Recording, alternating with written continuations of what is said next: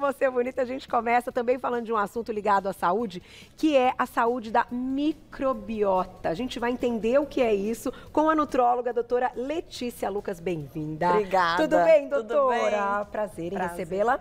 Esse assunto é incrível porque é impressionante que a gente não precisa nem entender até numa questão médica essa ligação do cérebro e do intestino. Basta que a gente aguarde um dia que a gente está mais ansioso ou que a gente está mais preocupado ou mais estressado. A primeira coisa que muda é a função intestinal, né, doutora? Certeza. Então, vamos entender direitinho por que a microbiota tem que estar saudável.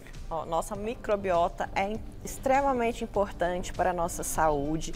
Então, a microbiota, eu vou falar sobre os alimentos, né, os prebióticos, os probióticos, que são importantes para manter os micro-organismos bons do nosso intestino em maior quantidade, tá? Porque a gente tem os micro-organismos que são ruins e os micro-organismos que são bons.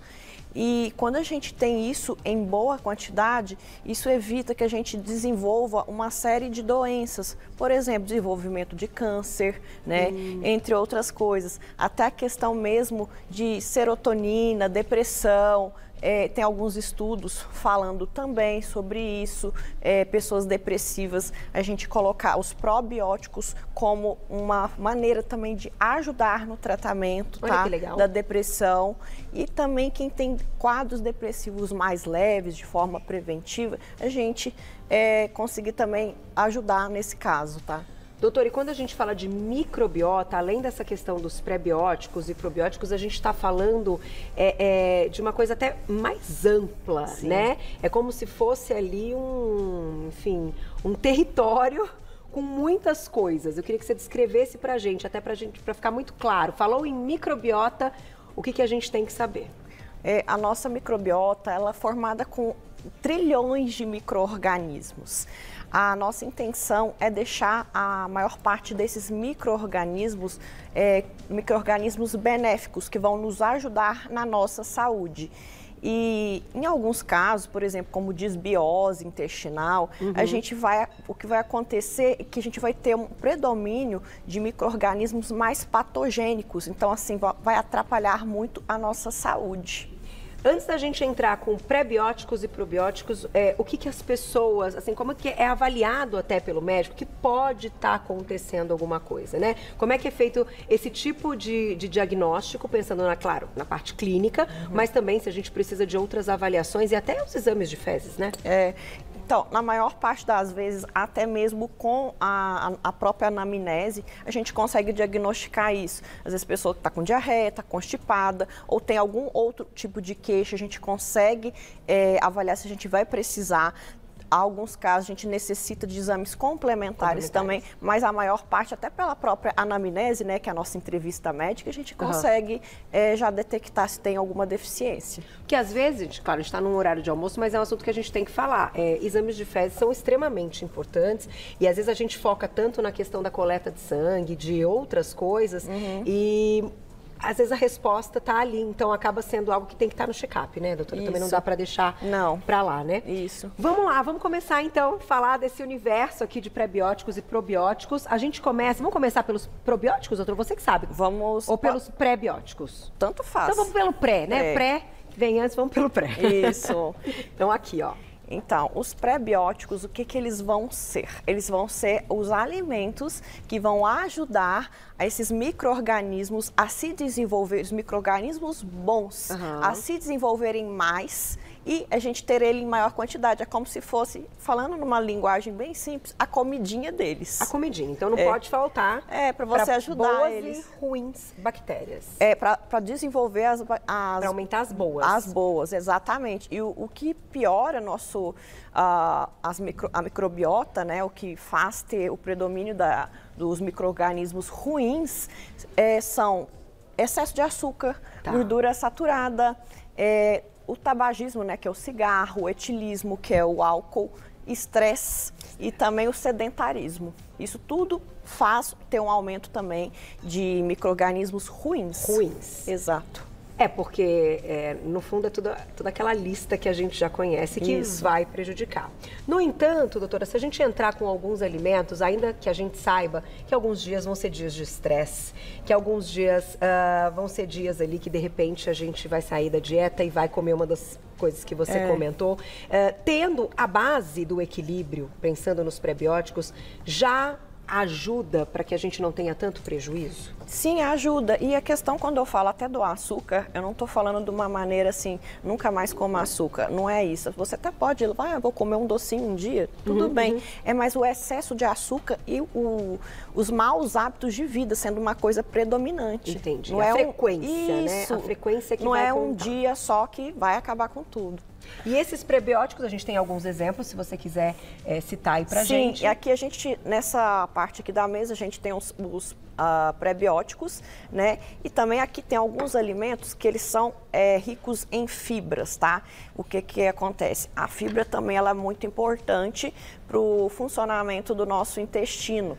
As fibras elas vão ajudar a funcionar melhor e também juntamente, né, quando a gente aumenta essa ingesta, a gente precisa também ter um aumento de ingesta de água, né? A fibra, você não pode só aumentar a ingesta de fibra, né, alimentar, você precisa também ter uma ingesta hídrica adequada, importante para a formação do bolo fecal, que é as fezes. Então, todos esses alimentos que estão aqui na mesa, tem os alimentos que são os prebióticos e tem os alimentos também aqui que são ricos em fibras, eles vão ajudar, tá? Aí do nosso outro ladinho aqui, né, os probióticos já são os alimentos que já têm esses micro-organismos.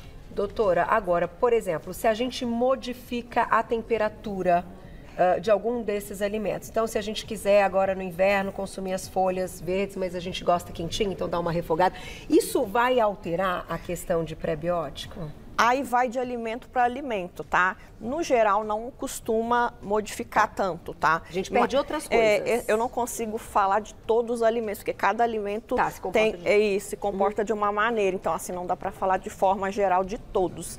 Mas pode ter alguma perda, mas isso não modifica essa questão do consumo, não, tá? Consumindo esses alimentos. Os prebióticos, por exemplo, na maçã, que você comentou da fibra, ele fica só na casca ou ele tá no alimento total? Predominantemente na casca. Na casca, exato, né? Porque às vezes a gente olha ali, por exemplo, a laranja ainda tem o bagaço, então tem que chupar a laranja, né, doutora? Isso. Para poder ter esses benefícios. E aqui as fibras também vão melhorar o nosso funcionamento intestinal, as folhas. Também tem cereais integrais aqui na nossa mesa. Não tem mais os cereais integrais. Aliás, tem Tá aqui. Tem a cereais integrais também vão ajudar esse funcionamento do nosso intestino, melhorar essa formação de bolo fecal, né, das fezes. E vai melhorar também a questão da microbiota. Vai ser o alimento dessas bactérias, desses micro-organismos que são benéficos. Doutora, vou lá e já volto, a gente responde perguntinhas do público e vamos para os probióticos e vamos falar de suplementação também, né? Quando é importante, então, suplementar? Será que a gente suplementa mais prebióticos ou cepas de probióticos? Você conta pra gente já. Mandem perguntinhas no @VocêBonitaTV, porque... Doutora, vamos lá. Vamos agora para os probióticos. A gente tem alguns exemplos, os probióticos. Então, esses são os alimentos das bactérias boas, para elas aumentarem, ficarem fortes. E os probióticos? Os probióticos, a gente já vai ter os micro-organismos presentes nelas. Então, a gente tem aqui bons exemplos, como o iogurte, a gente tem o kefir, vamos ter aqui o vinagre. Então, ele já tem os micro-organismos. Esse aqui é o kombucha, né? Isso, kombucha. Então, a diferença de um e outro é que um já tem os micro-organismos e outro, falando numa linguagem bem simples, bem fácil, seria aquela comidinha deles. A gente vai ajudar a fazer o desenvolvimento, a reprodução desses micro-organismos que são bons. Vamos colocar a perguntinha do público, depois eu tenho uma dúvida em relação às quantidades de consumo, se isso pode, né, ir modificando. Mas antes, vamos responder a perguntinha da Emily. Obrigada, um beijo. A saúde mental está intimamente ligada à saúde do intestino? Nossa, adorei essa pergunta, Emily. Com certeza, com certeza. O nosso intestino seria o nosso segundo cérebro. Então, a gente precisa ter essa microbiota realmente muito boa para a gente ter a produção adequada também de serotonina e várias outras coisas que são benéficas para a nossa saúde mental. Inclusive, né, falei até agora no início do programa da depressão, que tem um estudo falando a suplementação, os probióticos em pessoas depressivas e também para prevenção, ou se não, caso de depressão leve, ajuda muito, tá? Que bacana, doutora. Até para que a gente entenda, o consumo deve ser equilibrado, feito todos os dias, então não é que a gente tem que exagerar, mas não pode faltar, dos dois grupos. Sim, a gente faz, se você tiver uma alimentação adequada, equilibrada, você vai ter esse consumo. Em alguns casos específicos, como aqueles que eu falei sobre os maus hábitos de vida, existem alguns casos também que podem ter um desequilíbrio. Por exemplo, a gente sabe que em alguns casos a gente precisa fazer uso de antibiótico, não tem como, a gente está precisa tratar, né, realmente tem que fazer o uso, só que ele pode acabar tendo um certo desequilíbrio, porque ele vai matar as bactérias boas e as bactérias ruins. Em alguns casos a gente pode ter esse desequilíbrio também com o uso de antibióticos. De maneira nenhuma eu estou falando que não deve usar, porque tem casos... Isso. Infecção não tem jeito, né? Mas aí a gente também tem que tomar cuidado nessas situações. Tá certo. Tem mais perguntinha do público? Olha lá. Obrigada, Karine. Um beijo. O jejum intermitente auxilia a produção de bactérias boas no nosso intestino? Gente, público de você bonito é demais, né? Ao nível da pergunta. Gente, as perguntas de vocês são excelentes. Sensacional. Não, você não tá entendendo. Esse público aqui excelente. É muito orgulho. Ajuda sim, realmente. Ajuda, tem um estudo. O jejum intermitente, ele tem, nem é o assunto de hoje, mas ajuda também a melhorar a microbiota intestinal de bactérias boas, tá? E acrescentando também, melhora a função mitocondrial, mitocôndrias que são responsáveis para a nossa energia, responsável por um funcionamento também adequado da nossa célula, do nosso organismo. Então, o jejum intermitente, em alguns casos, muito bom. Precisa de orientação, né, sempre, gente. Mas sempre quando a gente acaba colocando o jejum intermitente em alguns assuntos, dentro da sua especialidade médica, né, de nutrologia, eu sempre ouço situações benéficas para quem consegue e faz com orientação. Com orientação, ele só não pode ser feito, por exemplo, a pessoa não tem nenhum tipo de instrução, ela nem sabe se o caso dela ela pode fazer ou não. E sempre consultar um especialista, um médico. Tá certo. Tem mais perguntinha, Valsa? Na tela, Rosa, obrigada, um beijo. É preciso suplementar pró e prebióticos ou só continuar com a alimentação correta? Eu ia fazer essa pergunta agora, então. Ela a Rosa já mandou. Tá vendo como que maravilhoso, as perguntas? Né? E aí? Então, a questão dos pró e prebióticos, para você ter uma alimentação correta, você vai acabar ingerindo, né, esses alimentos aqui que são os pré. Tá. Então, você vai ter uma alimentação boa. Os probióticos, eles ajudam porque eles vão manter essa microbiota boa, ainda mais em alguns casos que a gente tem esse desequilíbrio. Porém, acrescentando aqui, tem alguns casos que somente os probióticos, né? Às vezes você vai lá no supermercado, você vai comprar aquele leite fermentado que já é acrescentado, ele não vai ter a quantidade suficiente em alguns casos. Aí sim, a gente tem que usar suplementos, isso com indicação médica, casos específicos, talvez nem o uso desses dois juntos vai ser suficiente. Aí é uma suplementação. Agora, a gente sabe que tem cepas diferentes, várias cepas. Doutora? Como é que a gente, enfim, por quanto tempo a gente pode ficar tomando as mesmas cepas, se tiver uma suplementação extra? E como saber, assim, se essas cepas aí são adequadas? Porque é individual. É muito individual isso. Não dá nem para responder, porque, assim, tem muitas cepas. E aí depende do caso mesmo. Por exemplo, lá no meu consultório, eu vejo quais são as queixas mais predominantes, faço o tratamento e alguns casos eu uso mais suplementação de certa cepa, outros casos de outra. Então, assim, não tem como eu falar para você, essa cepa que é genérica, todo mundo vai usar e vai resolver todos os casos. Porque as queixas podem variar no sentido, por exemplo, infecção urinária, né? Isso, no caso das mulheres, muito. Muda, né? Porque tem cepas que vão cuidar mais disso. Isso. Então tem que falar queixa. Individualizado. De qualquer forma, isso aqui todo mundo pode consumir. Isso sim. E vai ser legal. Tem mais perguntinha, olha lá. Rosinha, um beijo, obrigada. E o kombucha ou kombucha? Tá aqui. Kombucha. É gostoso, né? Eu acho gostoso. Então, o kombucha, né, ele tem os probióticos, então ele já vai ter os micro-organismos benéficos que a gente precisa, você já vai mandar isso direto. Tá certo. Tem muita gente que coloca no lugar aí, para diminuir o consumo de bebida alcoólica, no lugar do espumante.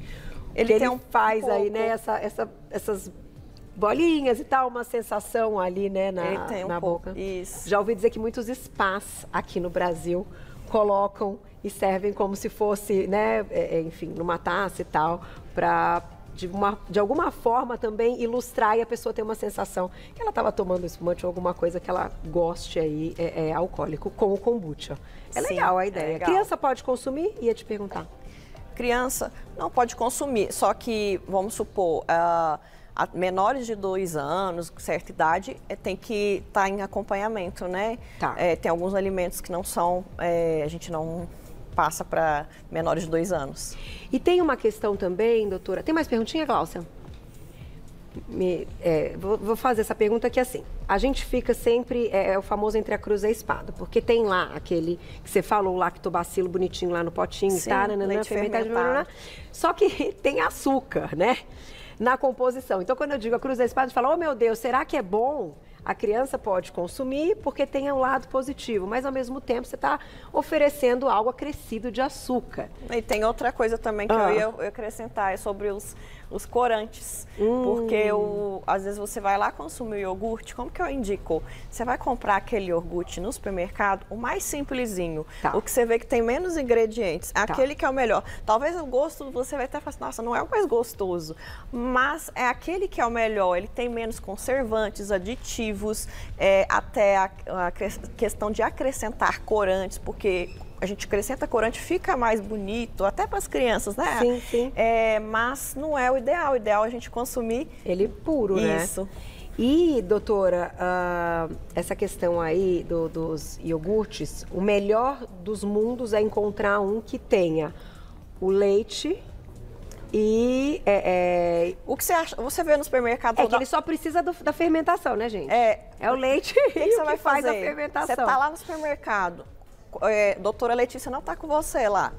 Olha os rótulos. Olha os rótulos. Aquele que tiver menos ingredientes, com certeza esse vai ser um dos melhores, porque tem menos conservantes, menos aditivos, vai ser o mais benéfico. E tem um monte de coisa que a gente pode fazer em casa, né, gente? A gente sabe aqui que tem vários alimentos, iogurte, a gente pode fazer em casa. Vamos colocar na tela a última perguntinha, dá tempo. Cris, obrigada, um beijo. Me alimento com muitas frutas, verduras e legumes, mas mesmo assim, meu intestino é extremamente ressecado. O que mais posso fazer? Então, você entraria naquele caso que eu até falei, que as pessoas que têm ou tem muita diarreia ou tem muita constipação, né? Constipação é quando fica mais preso mesmo o intestino. Apesar de você estar alimentando bem, tem que ver a sua ingesta de água está adequada, né, para o seu peso, para as suas necessidades, porque precisa disso para fazer a formação do bolo fecal, das fezes. E em alguns casos pode ser que você esteja com disbiose, aí a gente tem que tratar. Fazer uma suplementação mesmo. Tá aí, fazer o check-up direitinho, né? Isso. Doutora? Quero te agradecer e agradecer as mensagens maravilhosas desse público preparado, inteligente, que pensa a respeito dos assuntos. Sensacionais. Fico muito feliz. Doutora Letícia Lucas, nutróloga, você encontra lá no Instagram, @doutorabreviado Letícia Lucas, tudo junto, @doutorabreviado Letícia Lucas, tudo junto. Encontre o seu trabalho. Obrigada, muito doutora. obrigada. Prazer, até a próxima. Prazer.